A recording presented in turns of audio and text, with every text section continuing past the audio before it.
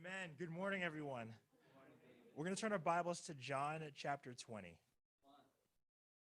So I hope we're all able to enjoy the wonderful weather this week. It's great to be finally getting to spring, and seeing 60s and even 70s at one point was really amazing and honestly emotionally uplifting. And a part of me doesn't want it to snow again, but I was talking to JC and Shelly earlier the last time it did, and their perspective was it is just really beautiful outside. And you know what? They were totally right. There's something to appreciate in all the conditions of weather that we get up here in Syracuse, even on the rainy days. Zach and I, we were planning on going bike riding on Onondaga Lake Park, and yesterday it rained. And now Zach, he's totally fine with getting drenched in the rain, but we ended up going. Yep, he is a really avid bike enthusiast and just an outdoors guy. I was talking to him, and he was like, David, I'm just so glad to have the opportunity to be more active and do more outdoor things. And I'm like, man, I have that same kind of, I'm starting to have that same mentality. And so, I guess it's about perspective, right? Sometimes perspective can make all the difference in noticing the opportunity that's right in front of you. And I believe that faith always sees that opportunity. And so we're going to read, like I said, in John chapter 20, we're going to read verse 24. It says here, now Thomas, also known as Didymus, one of the 12, was not with the disciples when Jesus came. So the other disciples told him, we have seen the Lord. But he said to them, unless I see the nail marks in his hands and put my finger where the nails were and put my hand into his side, I will not believe. A week later, his disciples were in the house again, and Thomas was with them. Though the doors were locked, Jesus came and stood among them and said, peace be with you. Then he said to Thomas, put your finger here. See my hands. Reach out your hand and put it into my side. Stop doubting and believe. Thomas said to him, my Lord and my God. Then Jesus told him, because you have seen me, you have believed. Blessed are those who have not seen and yet have believed. If you're familiar with the story, you're probably familiar with the term doubting Thomas and how it's not exactly used as a compliment. If we look at this at an objective point of view, Thomas was not in the same circumstance as the other disciples. He was not with them when Jesus came. You could argue that he was a little justified to say what he had said because what he was asking for was pretty much what the other disciples had. Eyewitness account on the risen Jesus. But we don't say that at all. We look at this as an example not to follow. Why? Because of faith. Just because it makes sense to us in the moment doesn't mean we should do it. Our feelings, our reasoning, and our understanding of a situation cannot be the final say in what we ultimately do. The final say is God, right? And that is the expectation for every Christian. The world does not believe that faith over human understanding is good for anyone, other than the naivety that helps the religious folks sleep at night. The world would have said to Thomas, what you're asking for is only reasonable and right. It is your right to ask for proof, and you'd be foolish to not ask. Faith is foolish to the world, but the very thing that we need to have to God and his kingdom. Faith is not an optional thing, nor is it a thing that limits us or hurts us. It does the exact opposite. Jesus says in verse 29, blessed are those who have not seen and yet have believed. Jesus gave Thomas what he wanted, but he missed out on this blessing. Just like the other disciples who saw Jesus. We see two different groups of believers from what Jesus had said. Those who have seen and believed, and those who have not seen and believed. And according to the Bible, there were over 500 people who are part of that first group. Imagine being part of that group, to have the honor of seeing the miracle of Jesus being raised from the dead. We can lean our head on our arms and look up and say, they had it easy. Faith today is so hard. I didn't see Jesus rise from the dead. And I bet if I did, I'd have unstoppable faith like Paul or anyone else in the Bible who did amazing things. But Jesus has a much different perspective. Blessed are those who have not seen and yet have believed. He's talking about you. None of us have seen Jesus rise from the dead, and if you believe, you are blessed. And how are you blessed? That's for you to find out. But you must believe with all of your heart. And if you don't yet believe, Jesus has opened the door for you to be blessed. But you must believe. Where is your faith right now? How do you see faith? Do you see faith as a roadblock to your understanding or a roadblock to your goals? Or do you see it as an opportunity to be blessed? Hebrews 11:1, the biblical definition of faith, says faith is confidence in what we hope for and assurance about what we do not see. If you Google the phrase, the opposite of doubt, these 4 words show up: certainty, conviction, confidence, trust. We need to have these to have faith. But the full picture of biblical faith is not just having these things. It is confidence in what we hope for and assurance about what we do not see. It's not trusting in something that is evident will happen or something that is likely to happen. It's trusting in God when it doesn't look like it will happen. Today's sermon is titled, The Great Opportunity of Faith. Let's turn our Bibles to Matthew 14. Matthew 14 and verse 22. It says here, immediately Jesus made the disciples get into the boat and go on ahead of him to the other side while he dismissed the crowd. After he dismissed them, he went up on a mountainside by himself to pray. Later that night, he was there alone, and the boat was already a considerable distance from land, buffeted by the waves because the wind was against it. Shortly before dawn, Jesus went out to them, walking on the lake.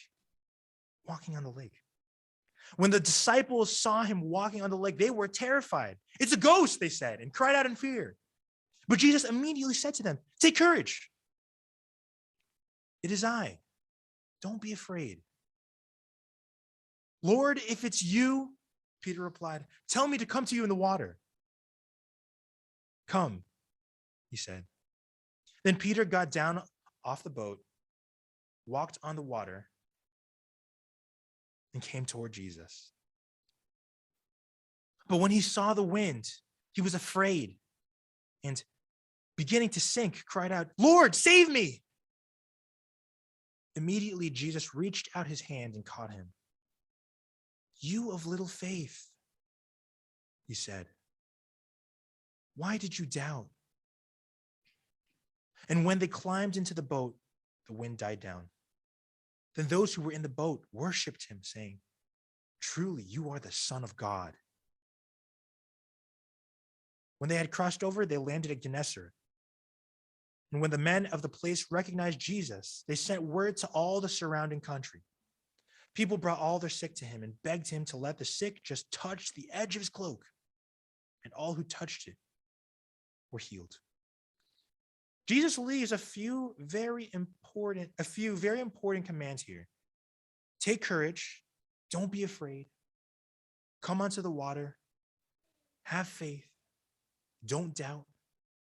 Now, look at these circumstances the disciples had in their trial of faith here. Here's a man walking on water. What would you do if you were on a boat and you saw a man walking on water? I'd probably scratch my eyes, think I was hallucinating. Probably shouldn't have eaten those pork rinds the night before, I'd probably be terrified. If you ask me based off of reason, based purely on the circumstances, I'd say it would be pretty hard to convince anyone to not be afraid. And that's exactly what Jesus commands them to do, to not be afraid. That's like walking into an abandoned asylum, seeing things move on their own, and someone telling you to not be scared. And then Peter asks Jesus something that absolutely requires faith. For him to just ask Jesus, Lord, tell me to come out to the water, that is a faithful request. He's asking God to allow him to do something impossible, something that could kill him. But he had enough faith to ask God because he believed he could perform a miracle through him. You know, Peter had some truly commendable faith here in this moment, but it wasn't enough. Peter had faith for a moment, but he doubted a little later. Having enough faith to take a step off a boat into a lake where someone could drown in any normal circumstance, that is absolutely faith. And his doubt caused him to sink. In spite of the massive act of faith to call on Jesus and ask him to step out onto what could have been his demise, Jesus called him a man of little faith. The circumstances that God calls you to not doubt him in are going to be difficult. And you're more than likely experiencing that right now. And that's for a reason. The things that Peter and the other disciples on that boat had their faith tested in required the power of the one true God. It takes the power of the one true God to completely negate the laws of physics and keep Peter alive when the laws of physics would have caused him to die. If we have faith in God to do something that, looking at the circumstances, looks like it could happen or it's going to happen, and therefore doesn't require the power of the one true God, can we really call that faith? Faith is both confidence in what we hope for and an assurance about what we do not see. I want to encourage you to have a faith that requires the power of God. Because according to Jesus here, anything less is little faith. I would like to believe that I would have walked on that water without any sign of sinking. I've also never done anything like that before, so it's all hearsay, of course. It's hard to imagine that Jesus wouldn't have said to me the same thing that he said to Peter. How much more would Jesus rebuke our moments of doubt in smaller stakes? Have you called on Jesus for things as faithful as walking on water? And if not, in the circumstances that you have called on Jesus, even if it's not as faithful as walking on water, did you not doubt?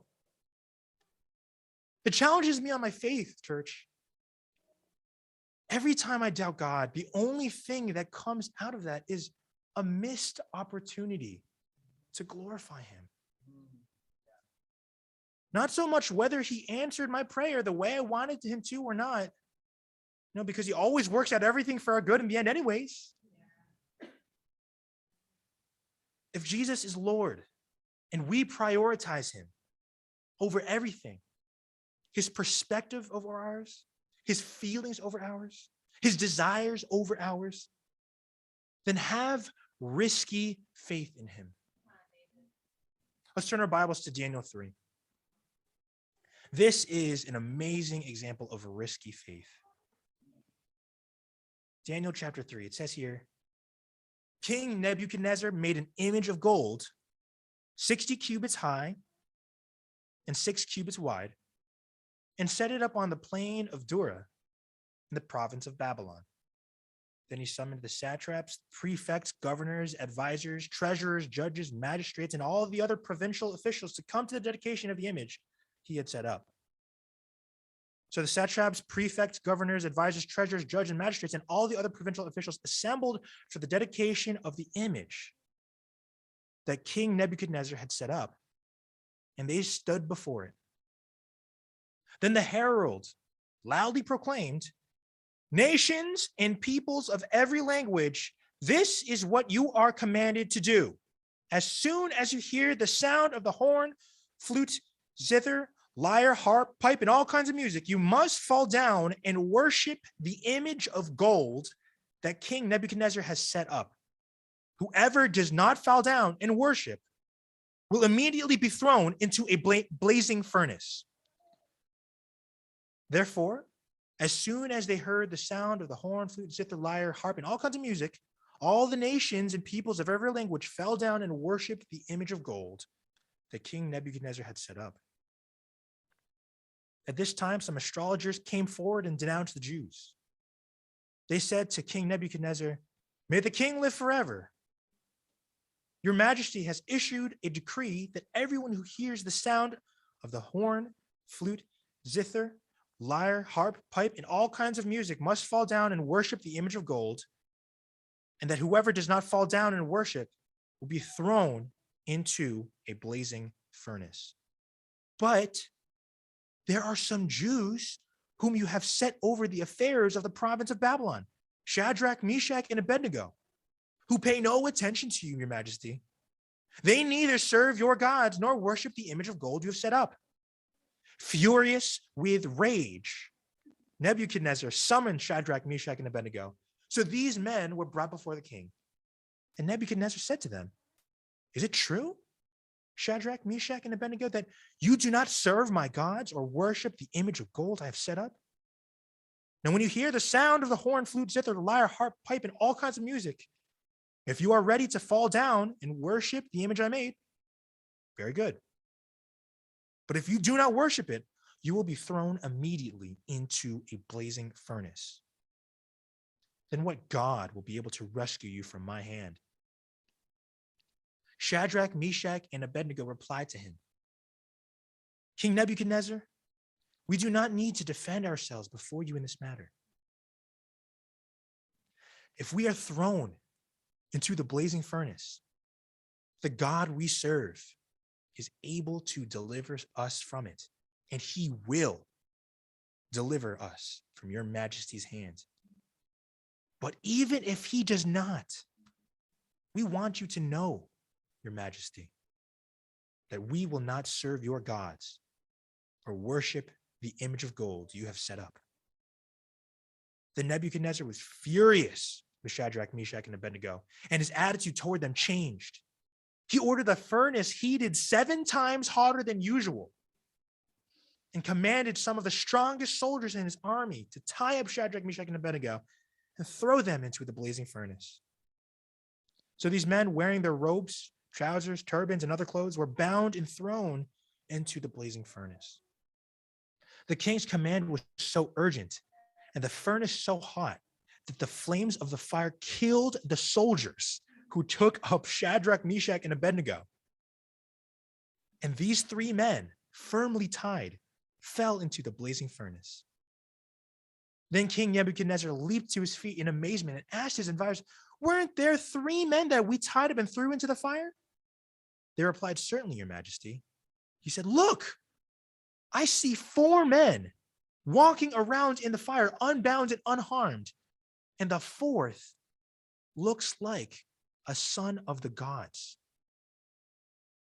Nebuchadnezzar then approached the opening of the blazing furnace and shouted, "Shadrach, Meshach, and Abednego, servants of the Most High God, come out, come here." So Shadrach, Meshach, and Abednego came out of the fire, and the satraps, prefects, governors, and royal advisors crowded around them. They saw that the fire had not harmed their bodies, nor was a hair of their heads singed. Their robes were not scorched, and there was no smell of fire on them. Then Nebuchadnezzar said, "Praise be to the God of Shadrach, Meshach, and Abednego, who sent his angel and rescued his servants. They trusted in him and defied the king's command and were willing to give up their lives rather than serve or worship any god except their own God.